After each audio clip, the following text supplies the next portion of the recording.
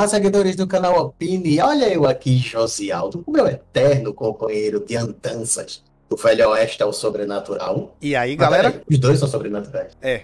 Só que no Velho Oeste tu é década de 70, né? Então, pra filme como esse que a gente vai falar, a década de 70 é o ideal, né? Porque tem todo aquele glamour da Los Angeles, daquela época, né? Roupas assim, bem transadas, carro de época, é uma beleza. E se você já chegou, já dá um like, que ajuda bastante o nosso canal. Estamos crescendo graças a vocês. Sua pequena contribuição. Não custa nada, é só encostar ali, ok. Eu, claro, sua opinião conta. Se você não quiser dar o like, tenta fazer o quê, né, Tassi? Você pode comentar aqui embaixo porque você não quis dar o like, né?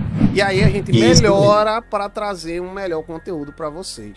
A sua opinião conta muito. Pode comentar, a gente não se preocupa com isso, a gente leva isso como uma crítica construtiva. Sem A dúvida. gente vai melhorando, né, Tassis? Sem Como dúvida. sempre, né? E se você não for inscrito, se inscreve, entendeu? Ajuda também bastante a gente. Estamos crescendo e vamos crescer para o alto e avante. Então, aí depois de recado dado, né? Puxa essa vinheta.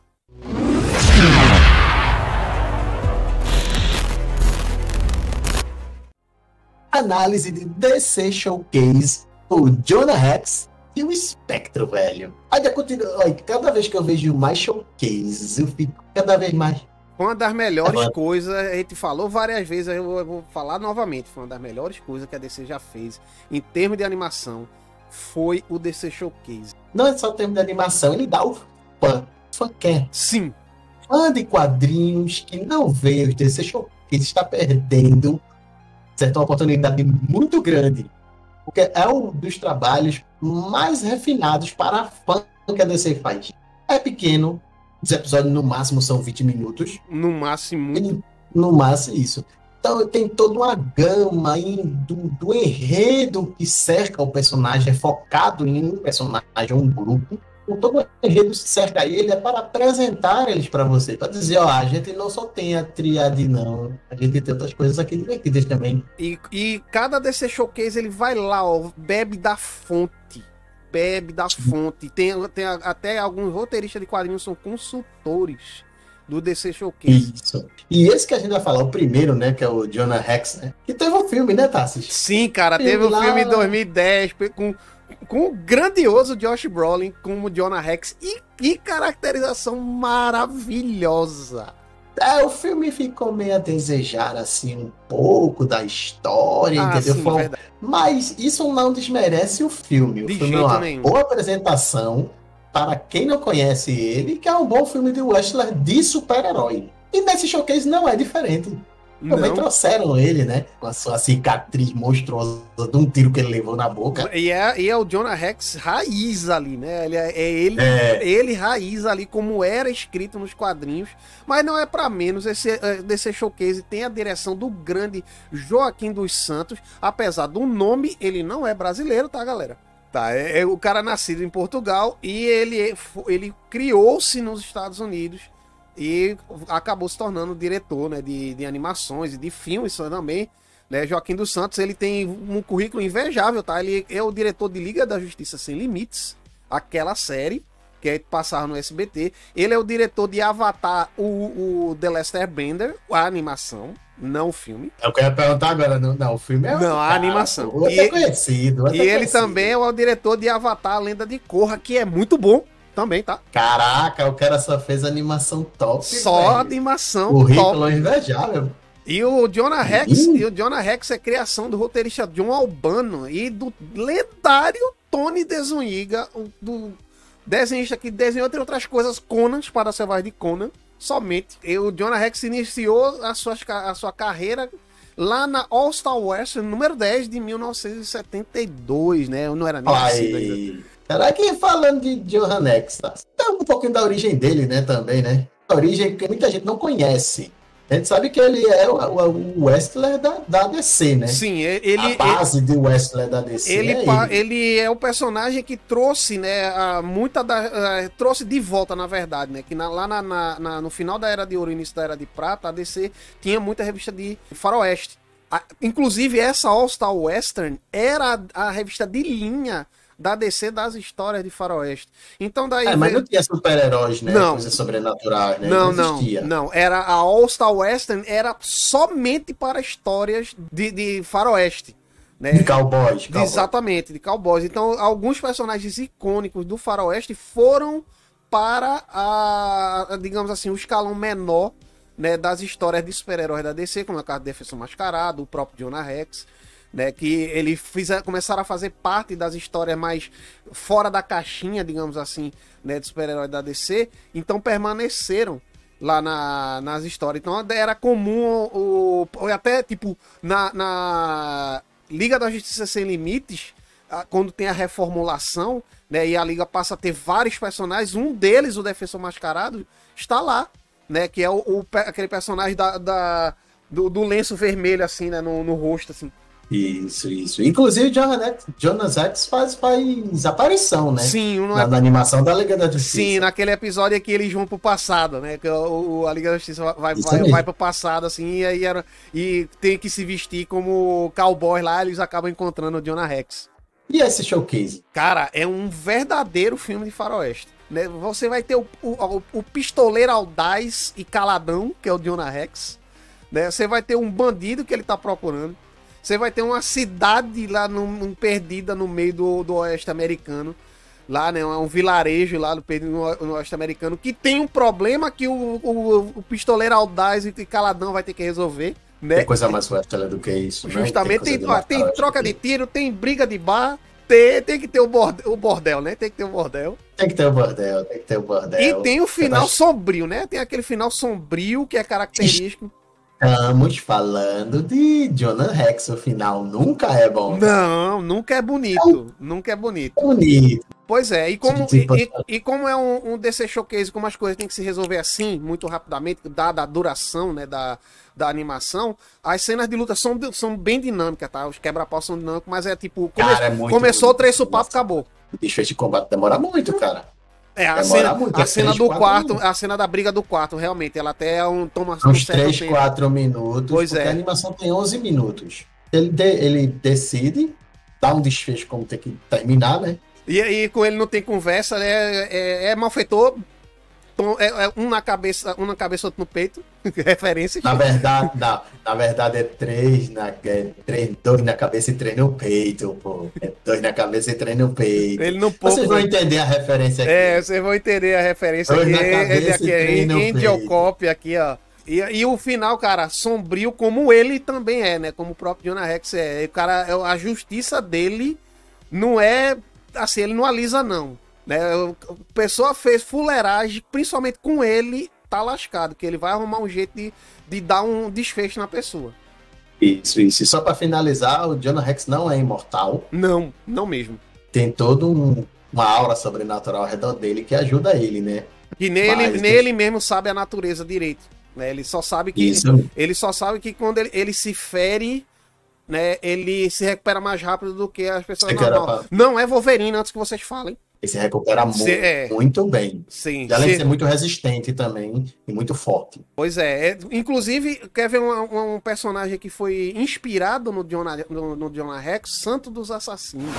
Isso, agora vamos para a segunda, né, tá? Segundo showcase, que antes de falar, para mim foi uma das melhores showcase. Muito bem feito. Sem dúvida. Muito bem feito. E é o que mais integra de como é um herói. Desculpa o trocadilho, mas ele está ali naquele campo cinza, né? Entre herói, né, e vilão, assim, entre herói e anti-herói, ou melhor dizendo, né? Porque estamos falando do espectro, né? Uma entidade multiversal, né? Vamos deixar assim, bem muito multiversal. Em todos os universos da DC, se houver um espectro, é ele, não é uma versão dele, é ele que está ali. Né? Ele é a vingança de Deus, a justiça implacável de Deus.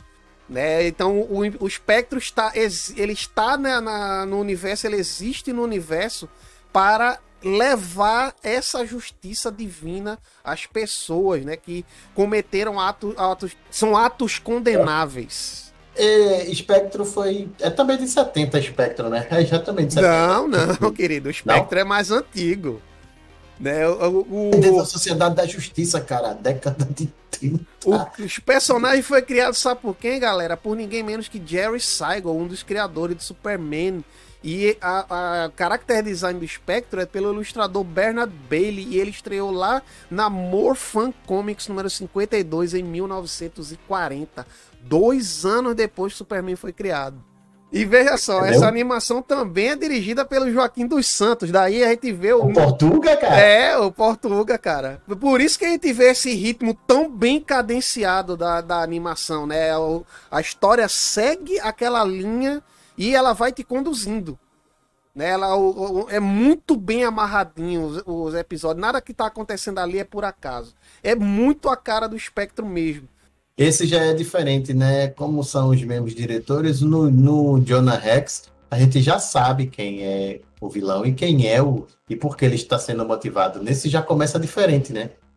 Pois é. Nesse já é uma coisa mais investigativa. É uma coisa investigativa porque o alter ego do Spectro, né? O mortal no qual o Spectro habita é o Jim Corrigan, que é um detetive. Um detetive que veja só, morre por uma covardia, por um ato covarde, né, por uma traição.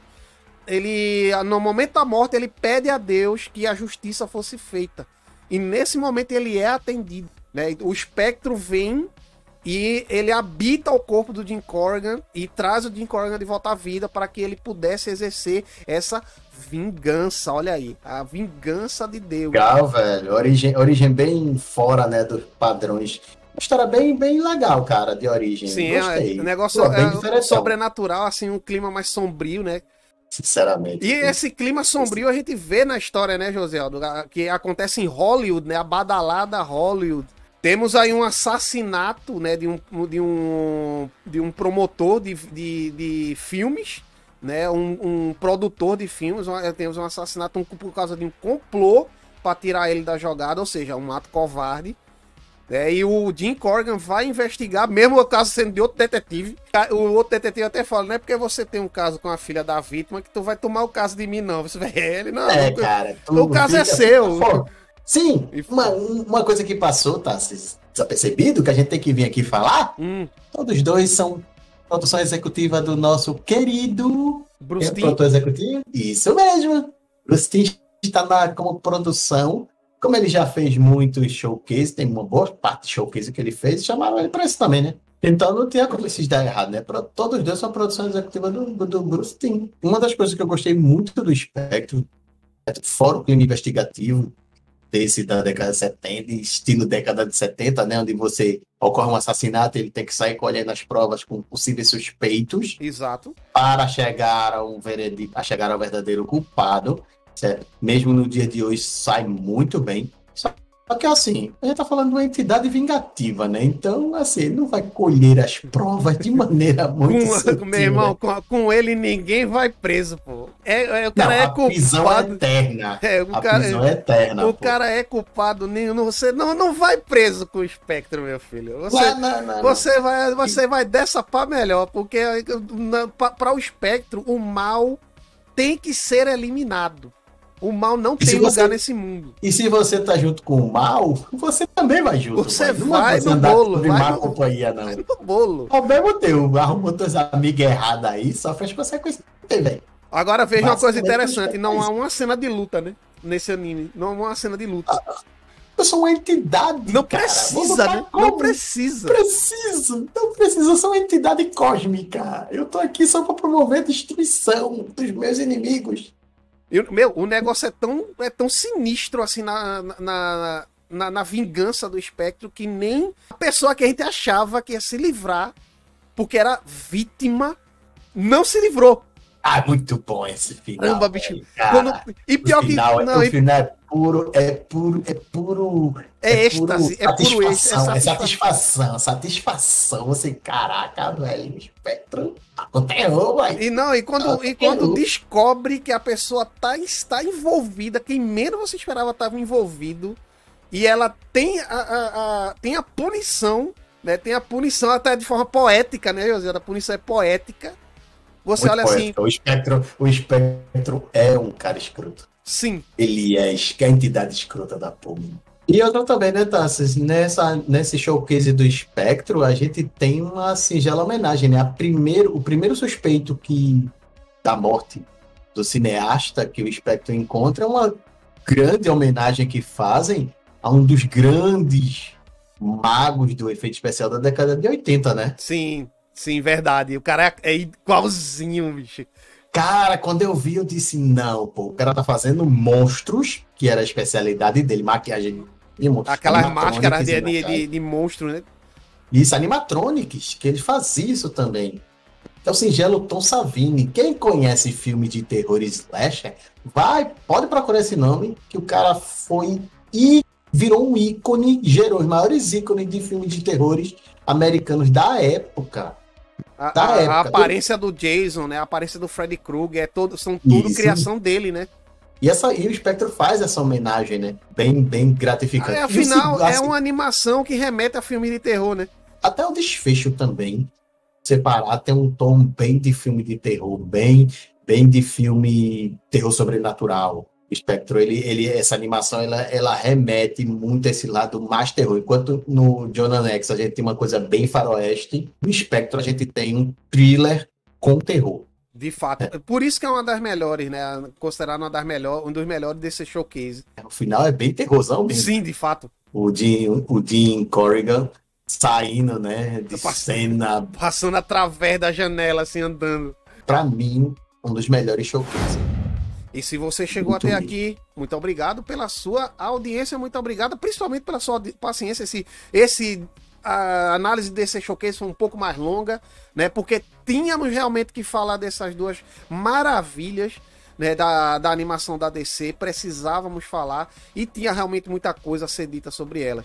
Então, meus queridos, um beijo do Opini. Beijo do Opini, vida longa e próspera. Vida longa e próspera. Até agora eu continuo não entendendo como o John Rex cova os dentes. É, realmente.